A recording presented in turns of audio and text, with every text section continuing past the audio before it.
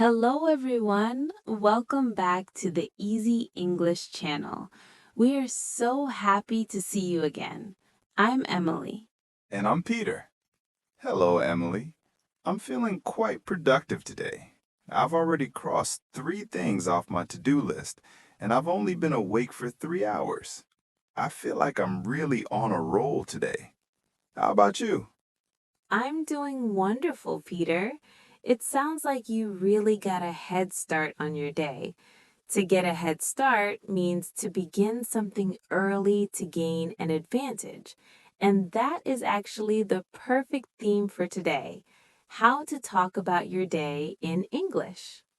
That's a great theme. Many learners tell me they feel bored when they talk about their day. They think their life isn't interesting enough to describe in English. But that's the secret, Peter. It's not about what you do, it's about how you describe it. Describing your day in a way that sounds natural, rather than like a dry list of facts, is a skill that helps you connect with colleagues and friends. Exactly. It's the difference between saying, I ate lunch, and saying, I grabbed a quick bite because my schedule was packed. One is a fact, the other is a story. Precisely. Talking about your daily life is high-frequency language practice. These are the words for things you touch, see, and do every single day. If you can master this, you can handle 80% of casual social conversations. So, for our listeners, let's break this down into a step-by-step guide. Should we dive right into the morning rush? Let's do it. Step 1 is the morning. This is where you set the tone for your story. Peter, I know you mentioned your to-do list, but tell us the truth. How does your day actually begin? It's a battle every morning. I'm what you call a slow starter. I'm not one of those people who jumps out of bed smiling. I usually hit the snooze button at least 3 times. Each time it rings, I think, just 5 more minutes of shut-eye. Shut-eye is just a fun, informal way to say sleep. Eventually, I stumble into the kitchen, guided only by the smell of coffee. I'm like a zombie until that caffeine kicks in. I think a lot of our listeners can relate to that. When Peter says the coffee kicks in, he means it starts to have an effect. He goes from a zombie to a human. And that hit the snooze button habit is so common. It's that tiny button on your phone that feels like your best friend, but it actually makes you more tired in the long run. It's a toxic relationship, Emily. But what about you? I bet you don't stumble anywhere. Not at all. I'm a proud morning person or an early bird. I usually wake up at 6 a.m. naturally, no alarm needed. The first thing I do is stretch to get the blood flowing. Then I drink a huge glass of water. It's very refreshing. After that, I lace up my sneakers and take my dog for a brisk walk. A brisk walk is such a good phrase. It's not a slow walk, it's fast enough to get your heart pumping and wake up your brain. It's the opposite of my stumble. Exactly. Now, listeners, notice step 2, connecting your actions. This is where you move from a list to a narrative. You need sequence words. We all know first and then, but let's add some variety. Peter, what do you do while your coffee is brewing? Great question. While the coffee is brewing, I usually check the weather and the headlines on my phone. Once I've had my first sip, I start getting ready for work. This is a big chunk of my morning: showering, brushing my teeth, and the daily struggle of picking out an outfit. Once and while are fantastic connectors. While shows two things happening at the same time, and once shows that one thing must finish before the next starts. These words make your English sound much more sophisticated. Let's not forget the commute. For many of us, getting to work or school is a huge part of the day. I usually take the bus, and I love people watching. It's fascinating to see what others are doing. Some are reading, some are sleeping, and some are just staring out the window. People watching is a great hobby.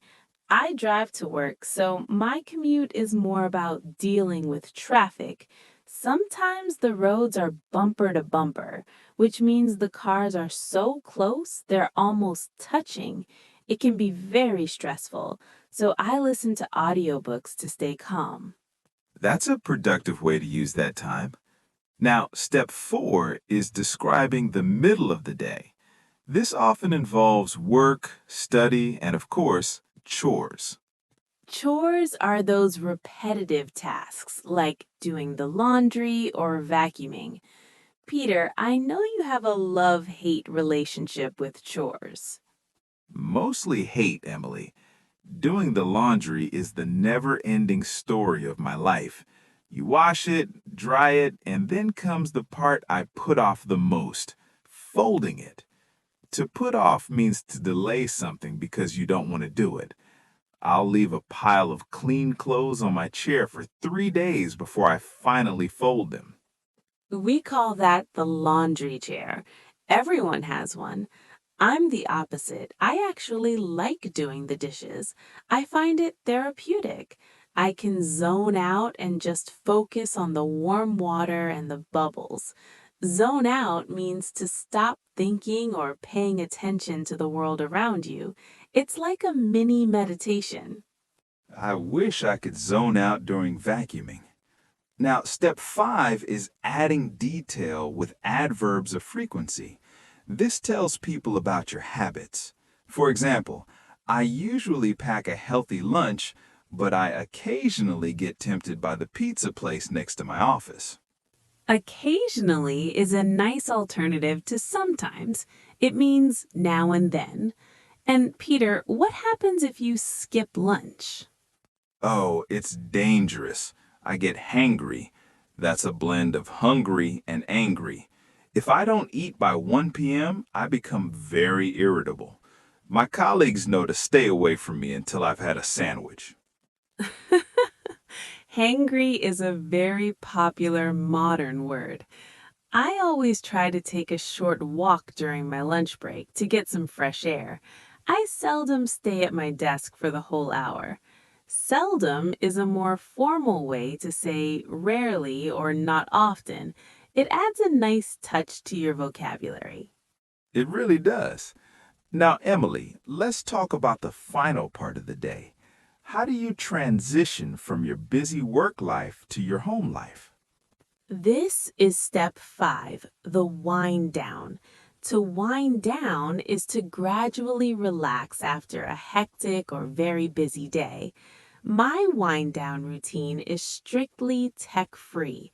I unplug by putting my phone in another room.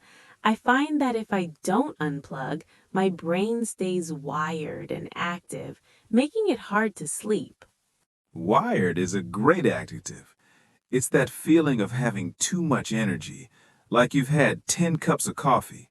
I'm definitely wired most nights because I spend too much time scrolling. I'll tell myself I'll check Instagram for 5 minutes, and suddenly an hour has passed. My eyes get heavy and I realize I've stayed up way too late. That's the infinite scroll trap. It's the enemy of a good night's sleep. Eventually, you have to hit the hay or hit the sack. These are both idioms for going to bed. Hit the hay. It sounds so much more comfortable than just sleeping. So, listeners, let's recap our structure for talking about your day. The morning start. Are you an early bird or slow starter? The sequence. Use meanwhile, once, and afterward to link your actions. The commute or midday. mention your people watching or hectic schedule. The habit detail, use occasionally, seldom, and usually to show your patterns. The wind down, how do you unplug before you hit the hay? If you follow this structure, you aren't just giving information, you're sharing your life. Even a boring day can be interesting if you use words like hangry, zone out, or bumper to bumper. I agree. It makes you sound much more like a native speaker. So we have a challenge for our listeners today.